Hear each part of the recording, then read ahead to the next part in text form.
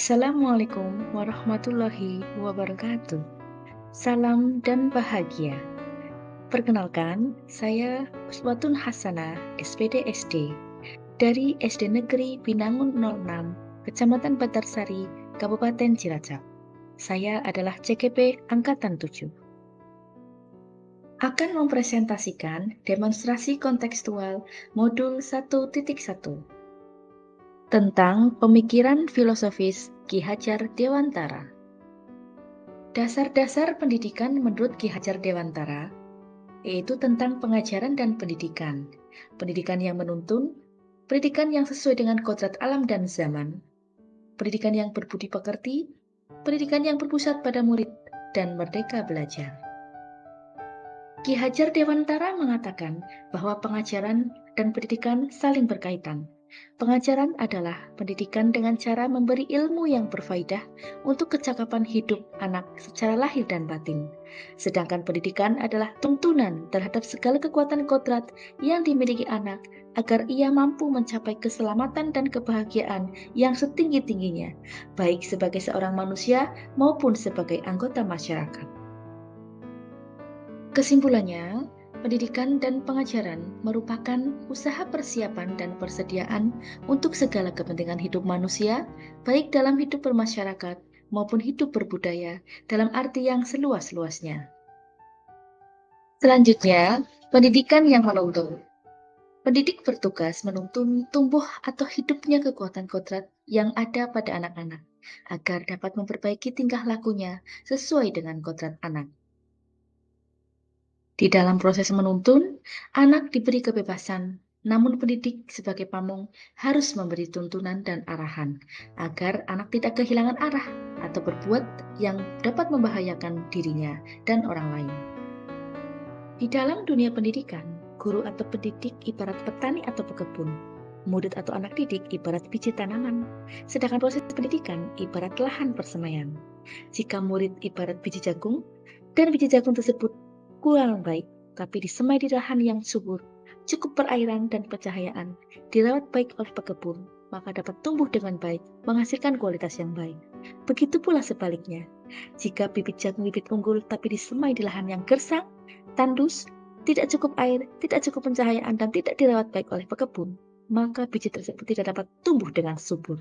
Begitulah tugas seorang guru atau pendidik, yaitu mencari bibit-bibit unggul dari anak-anak didik kita. Selanjutnya, Ki Hajar Dewantara mengatakan, pendidikan harus sesuai dengan kodrat alam dan kodrat zaman, yaitu menuntut anak agar anak mencapai kekuatan kodratnya sesuai dengan kondisi alam dan zaman. Kodrat alam berkaitan dengan lingkungan di mana kita tinggal, dan kodrat zaman berkaitan dengan keadaan zaman. Jadi, cara pendidik menuntun para murid disesuaikan dengan zaman yang terus berkembang dinamis. Lebih lanjut, Ki Hajar Dewantara menjelaskan bahwa hasil pendidikan adalah budi pekerti. Budi pekerti merupakan keselarasan atau keseimbangan hidup antara cipta, rasa, karsa, dan karya yang diawali dari lingkungan paling kecil, lingkungan keluarga, kemudian merambah ke lingkungan sekolah dan masyarakat.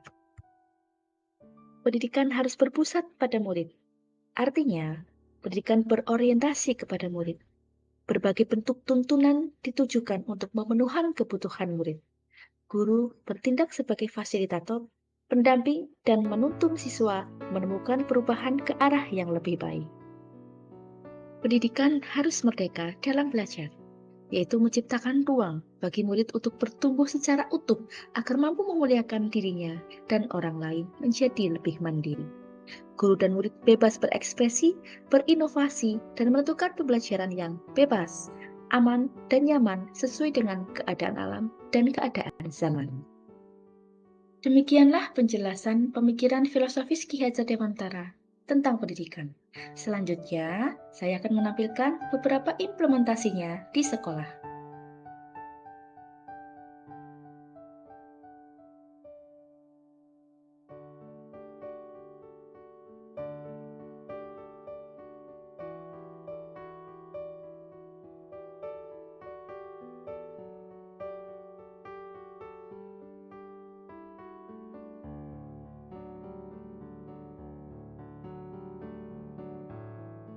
Ki Hajar Dewantara mengemas pemikiran filosofis tentang pendidikan melalui sebuah semboyan untuk para pendidik, yaitu Ingarso Sung Tulodo, di depan menjadi teladan, Ingmatyo Mangunkarso, di tengah membangun motivasi, Tuturi Handayani, di belakang memberikan dorongan.